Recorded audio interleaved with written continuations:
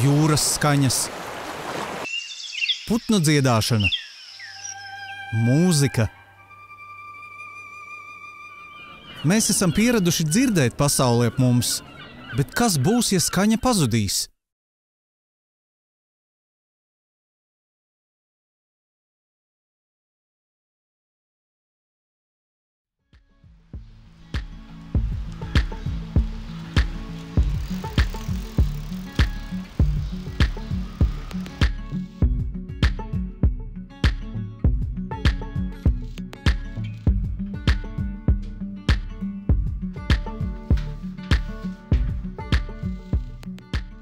Šodien atnāca pie manis klienti, viņi ir nedzirdīgi cilvēki, viņi saņēma tulka pakalpojumus un sociālās rehabilitācijas valsts apmaksātos pakalpojumus. Lai viņi tos saņemtu, es viņus izvērtēju.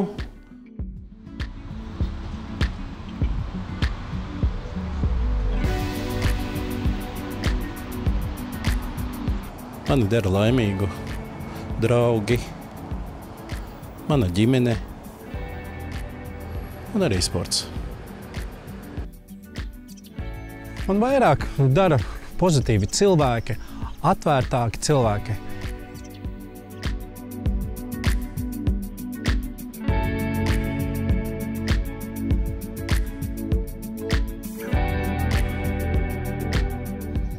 Sapņoju par pasākumu režisoru, kultūras daļas vadītāju. Jā, tas bija mans sapnis.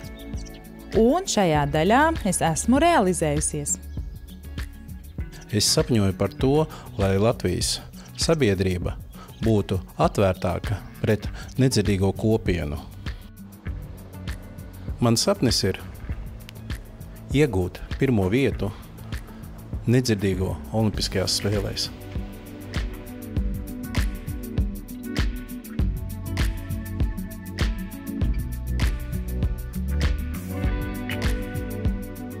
Man personīgi dzirdīgi draugi nav, bet esmu dzimusi dzirdīgo ģimenē, man ir dzirdīgi brāļi, māsas. Protams, man ir draugi, nedzirdīgi, dzirdīgi. Lielākā daļa draugu man ir nedzirdīgie. Dažreiz es cenšos lasīt no lūpām. Ja kaut ko es nesaprotu, kādu vārdu, es palūdzu uzrakstīt. Protams, telefons. Labas domas! Lielākais palīgs ikdienas dzīvē man ir ģimene, vīrs.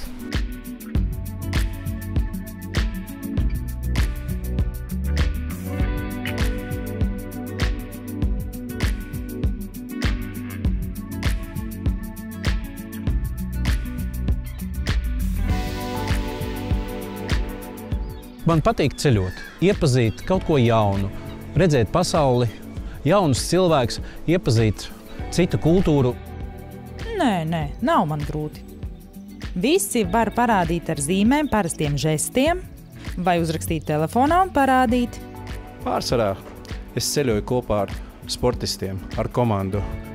Vistālāk es biju Brazīlijā. Tās bija, protams, spilgtākās atmiņas. Es biju Olimpiskajās spēlēs jau 3. reizi.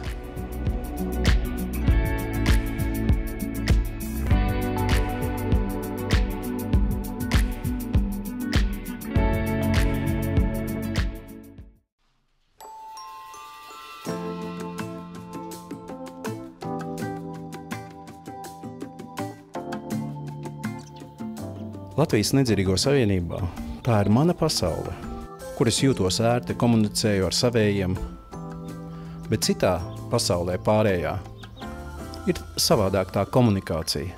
Citas intereses, citi joki, cita kultūra, bet šeit es jūtos kā savējais. Starp savējiem vienmēr satieku un bieži savus draugus, kolēģus.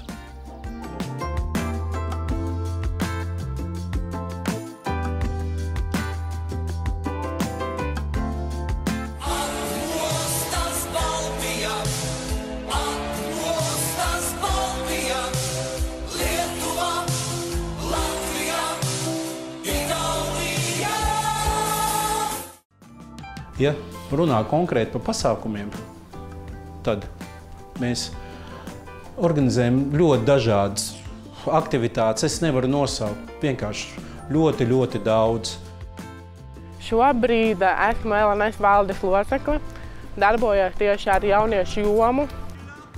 Es vairāk uzstājos dejošanā, teātra mākslā, apmeklēju nedzirdīgo festivālus.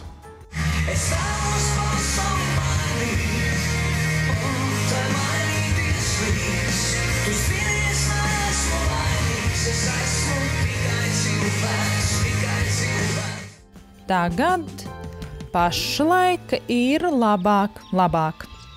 Ir dažādas attieksmes. Ir tie cilvēki, kuri ir ar stereotipiem, ir cilvēki, kuri tiešām saprot to situāciju. Šobrīd daudz labāk nekā kādu laiku atpakaļ. Es domāju, ka jā, ir nepieciešams vairāk televīzijā pārraidīt subtitrus, lai mēs varam pilnvērtīgi skatīties tāpat kā dzirdīgie cilvēki. Daudz vienlīdzību darba vidē. Kāpēc nevar nedzirdīgie būt vienlīdzīgi ar dzirdīgiem, neskatoties uz viņu ausi? Neskatoties, galvenais ir praktiskā pieredze, nevis dzirdīgiem dod vairāk, bet nedzirdīgiem, kaut ko mazāk, tā vienkāršāk. Taču arī alga viņiem mazāk, nedzirdīgi arī grib dzīvot un baudīt dzīvi. Galvenais nebaidīties. Pieņem viņu tāds, kāds viņš ir. Bet sabiedrībā var taču iemācīties zīmu valodu, pat pamatus, bet mēs nedzirdīgie nevaram iemācīties dzirdēt. Laba sabiedrība. Iedod to, kas viņiem būs noderīgs.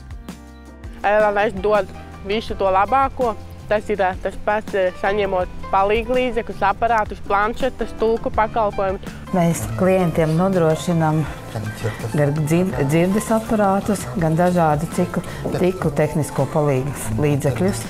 Un šeit ir visi tie tehniskie palīglīdzekļi, kurus mēs nodrošinām. Iekļaujoties nedzirdīgo sabiedrībā, jūs jutīsieties ērti, labi, kā starp savējiem. Jā! Agrāk cīnījāmies, tagad cīnāmies, nākotnē vēl cīnīsimies. Tas paliek nemainīgi un nepadosimies ne par ko. Mēs esam kolēģi, vecāki, bērni. Mēs esam mākslinieki, sportisti un draugi. Mēs esam dažādi, taču mūs vieno Latvijas nedzirdīgo savienība. Sniedz roku atbalstam!